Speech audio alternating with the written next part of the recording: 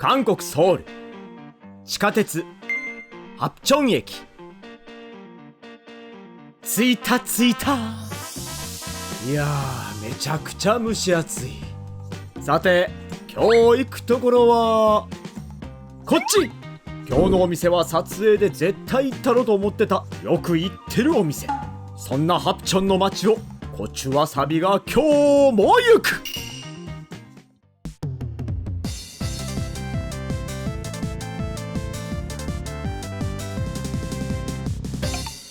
2番出口を出て本出の方向に向かって歩く。そんな時、これは卵のお寿司やろか。でかすぎる。にしても空気パンパンに入ってるやん。上に乗って跳ねてみたいななんて思ってるけど、今日は日本料理じゃないのよ。またなんかある。でっかい文字で BAR バー。外から見てもワインの瓶がえらい並んでる。中にレストランも完備されてて食事とかもできるみたい。へえ、しゃれてるな。なんとワインの種類は1000種類。そんなに飲んだら汗がワインになってまう。と言っても今日はワインでもない。今日はいうか今日もや。危ない信号変わってもてる。本出とのちょうど真ん中あたりにある交差点を左に曲がっていく。そしてすぐ1本目の路地を右折。ほら見えてきた。足取りが軽くなる。お腹も空かせてきたしな。着いた。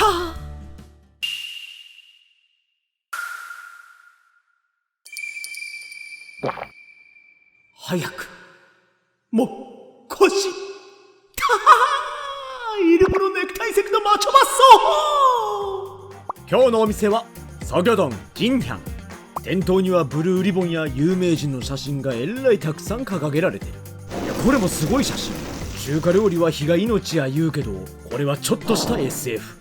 俺もそのファイヤーを体験しに来ました。入店です。こちらのメニュー、もちろん中華料理屋さんやから一品メニューも豊富に置いてあんねんけど、このお店で頼まんとあかんのはこれよ。カンチャジャン、そしてグンマンドゥ。でもまあ一品料理を暗順にしながらグイッと最後にカンチャジャンという流れが今決まりました。飲み物ももちろんコーリャンジュの他にワインあんのかい。汗でシャツ真っ赤なってまうわ。あとはビール、焼酎なんかも置いてある。では早速注文。연유육 하나 주시고요. 그리고 소주 한 병 주세요. 소주 한 병. 예. 一品メニューはシェフにおすすめしてもらったやつを頼んでみた。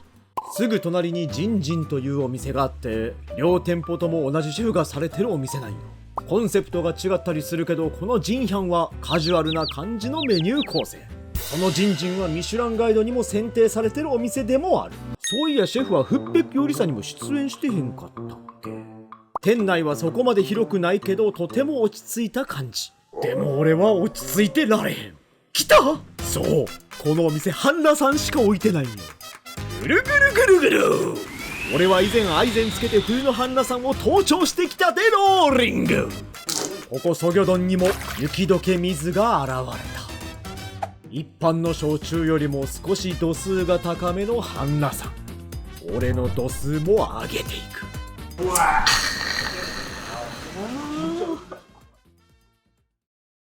秘書の言うハンナさんへと足伸びる。ありがとうございます。俺も家族の一員やなんて思ってるところ、準備していただいた基本のおかずは中華料理屋さんには欠かさない炒めたピーナッツ、そしてザーサイ。嫌いな人が多いかもしれんけどパクチー俺は好きやから。あれ、この写真に写ってる人全員知ってんねんけど、ここに来るとき大体ソンヒョンと一緒やねんけど、俺が写ってないな。なんでや。そんな怒りは食欲に変わる。写真真後ろにあるからちょっとやりづらいねんけど、ハンナさんの後味にはこいつを入れんとな。さあスプーンの上に乗るんだピーナッツ。お箸で一粒ずつなんて野暮なことはせえへん。スプーンでまとめて一網打尽。これがまたええ塩梅なんよ。これで顎に火がついた。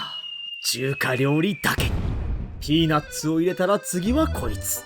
ザーサイを大量に持ってくる。料理が出てくる前までは主役級の顔をしてるこのザーサイ。手が伸びてまうんよ。目線もいってまうんよ。チェジュの強風に煽られながら瓶は傾く。癒しが欲しいんか、まだ何も料理出てきてへんのに半裸さんだけが進む。なんやあれ、入り口に酒が置いてある。韓国では超有名な中華料理のシェフイヨンボクさんの出されてるやつ。聞いてみたら試飲できるらしい。瓶持ってきたのかな。そんなことしたら怒られるか。そんな時独特な香りがしてきた。あれ、これどっかで嗅いだことあんなと思ったら俺のテーブルに来た。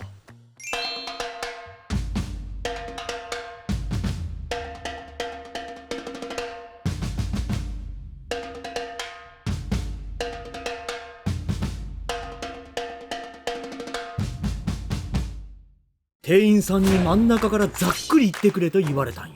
豚肉の塊やで。こんなにたやすく割れるん。じゃあせっかくやから半分いったろ。このソースと絡まって豚肉が真夏の太陽のようにギラギラしてる。ほんでさっきどっかで嗅いだことのある匂いって言ってたやろ。これクミンの香りがする。このソースに一緒に入ってるやつは何や。とりあえず上からかけてみる。この破壊力にスローモーションにしたくなる。じゃあ食べやすいように一口サイズにしていきたいねんけど、ほらね、お箸で割れていくからね、この肉の塊。肉が柔らかいのは確定済み。じゃあまずはこの肉の一塊をフーフー。そして一口入れた瞬間に目が見開く。分かってたけど柔らかい。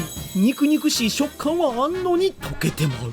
溶けてもうないもん。ほら、ピーナッツで顎の準備してたのに完全な無意味で終わった。こうやって肉の中身見るとやっぱり肉々しいのよ。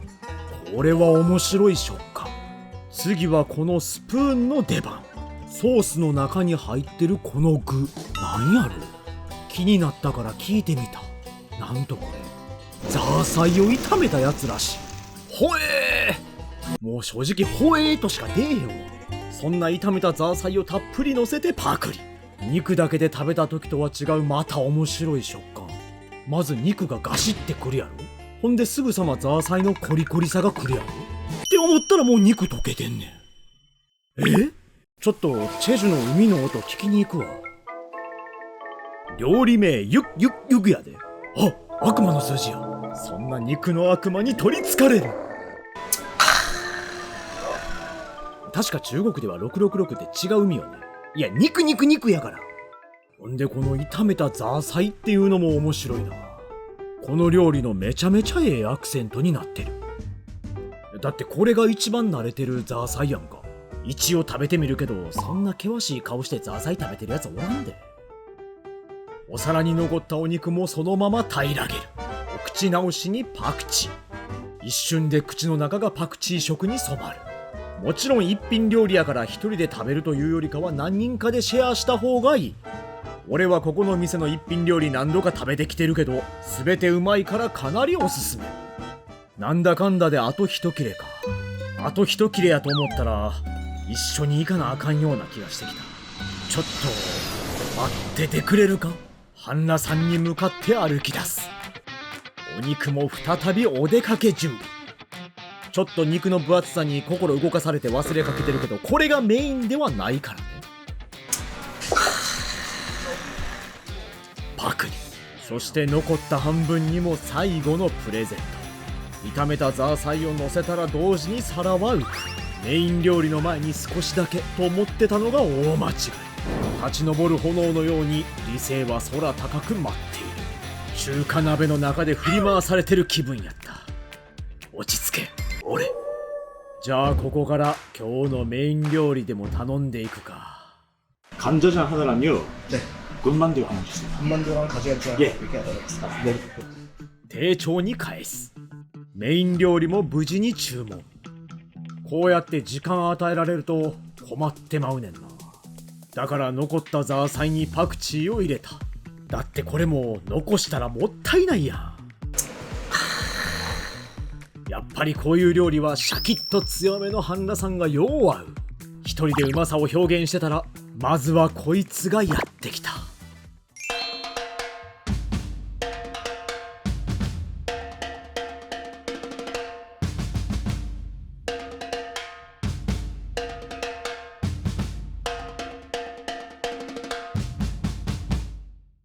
真ん中の焼き餃子から取っていく。肉汁の湖ができてる。俺まだ何にもやってへんで。持ち上げただけやで。俺が肉汁の使い手として崇められる日は近い。肉汁の使い手の夫婦。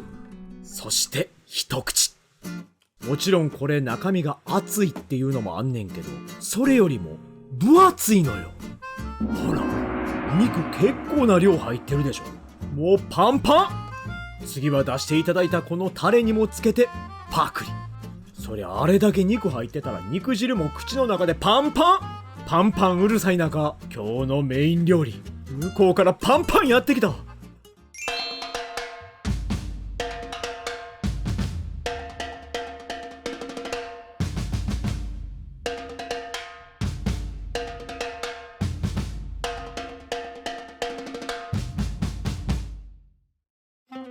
運ばれてきた時から香るこの火の香り。いや違う、腹のスイッチを押す香り。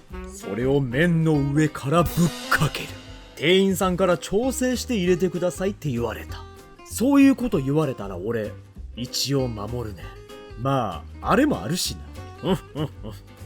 不敵な笑みが溢れながらもゆっくりと混ぜていく。そして大胆にチュンジャンソースが麺に行き渡るのをお手伝い。下から再び香りが漂う。そんな誘惑にも負けず半熟卵、ちょっと割れてもうたけど、そいつも麺に絡めていく。黒いソースのツヤと黄金の希望が麺と一体になっていくこの時間、明らかに拷問に近い。そんな拷問も終わりを迎える。感じに混ざってきた。待ちに待ったカンチャジャン、メインのお出まし夫婦。最後の拷問を乗り越え一口。夏祭りの花火が見えた。その衝撃に乗って舌が空へと舞い上がった。まずはこのチュンジャンソースの火の香りが鼻孔をくすぐる。くどくなくほんのり甘く、そして唐辛子のピリッとさもある。俺はこれを食べに来たんや。咳を切ったかのように麺が口に入る。香ばしさと甘さ、そしてピリ辛のバランスがここのカンチャジャンの真骨頂ってやつなんよ。動くよ動くよ、そりゃ動く。この半裸さんのクリアな切れ味とこのカンチャジャンのうまさの切れ味が合体する瞬間、最高。もうこっから反則技の連続。火の香りがしっかりと移ったこの麺を大きく口の中に入れていく。そのまま手はこの焼き餃子、適度にソースにつけかぶりつく。肉汁を口の中に含ませたらその半分は待機、そして麺。一つの器の中で味のリレーが始まる。一つのバトンを受け取り渡す、渡して受け取る。嬉しい競争よ。最後は焼き餃子でゴールイン。味をしっかり確かめたら歓喜の多聞。ようやく一段落落ち着いたと思ったらまた発見してしまう。せや、ジャジャンミョンといえばこのコチュカル。じゃあせっかくやしちょっとだけ入れようか。さっきも言うたけどチョンヤンコチュかな。そのアクセントが結構しっかり効いてるからそんなに入れんでもええやろ。上からパラパラパラと振りかける。こんなもんで十分やろ。麺が少なくなってきたから余計に感じんねんけど、具の中におナスが結構入ってんのよ。そのおナスにも香ばしい油が染み込んでて、さらに香ばしさを感じれる。お肉もゴロッと大きく柔らかいしね。ちょっとユンユンユクのインパクトが強すぎたけど、今日は運ばれてきて数分もしないうちに麺はなくなった。メインらしからぬスピード。ただまだこのソース残ってるでしょ。まあ厳密には残してたとも言う。そんな俺はおもむろに立ち上がり入り口の方へと向かう。来い、じゃじゃん。目にも眩しい白ご飯。ランチタイムにはこの白ご飯が無料でいただけるとのこと。ジャジャンミョンってソースと具が結構残ったりするやろ。有効活用 SDGs よ。ちょっとしゃな。まあとにかくたくあんまで持ってきた。じゃあ残ってたこのソースを器に全て入れていこうか。さっきふんふんふんって言ってたのはこのことやろ。そしてご飯を上から投入。ここからが真の底力。これは締めじゃない。延長線なんよ。お米に茶色の魔法を振りかける。ほら完璧。延長線の患者じゃん。ご飯を入れての一口。麺とはまた違う。残ったソースにご飯を入れて食べるという別の幸福感。恐るべし先人の食いしん坊の知恵。ご飯には漬物。たくあんもリズムに乗りながらパクリ。お皿に残った焼き餃子。最後の一つ。噛むたびにパンパンと肉汁が出てくるこの焼き餃子。少し冷めてもしっかりうまい。ジャジャンミョンは韓国の国民食やから人それぞれこだわりがある気がする。だけどここのカンジャジャン本当におすすめしたい一品。値段の割には高級感があり他ではなかなか味わえんと思うけどな。延長戦も夢の後。胃袋の完全勝利。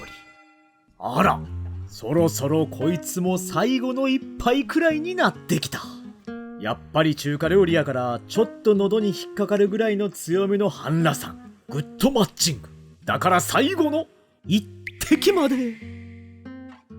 ほんまにこの店撮影外でも来てたりするから、もしここで俺を見かけたりしたら気軽に声をかけてね。本日最後の一杯。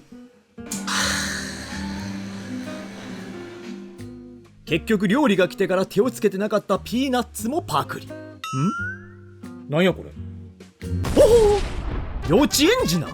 40代やねんけど。せっかくジャジャンミョンの色に合わせてきたネクタイで隠しとこ。そうそうこれ気になるよね。いつ飲もうかなと思っててんけど。コーリャンジュてかほんまに試飲してええの？飲むで俺ほんまに。あんまり入れすぎんように注意してグラスについで一杯。これで5つの福が訪れますように。ハプチョン駅にある安入りカンジャジャン。そして一品料理も豊富にある中華料理屋さん。なかなか他では味わえない香ばしいジャジャンミョンは最高。ジャジャンミョンだけやったら一人でも食べれるから本場したい時にも最適。あそうそう冒頭にも言ってたけど隣には同じシェフがされているジンジンがある。YouTube もやってるみたいやし。てかまたこういうこと言うてると宣伝オツとか言うてくる人おんねんけど、俺好意で言ってるだけやからね。危ない危ない心の声出てもうた。いやー今日も大満足や。帰り際あれなんか見たことあるやつおる。あれこれペコちゃんやんな。この下の出し方はおっとぎかペコちゃんしかないからね。知らんけどそれか俺やで。悪口言われる前に帰ろう。ということで本日の食物語はこれでおしまい。잘 먹었습니다.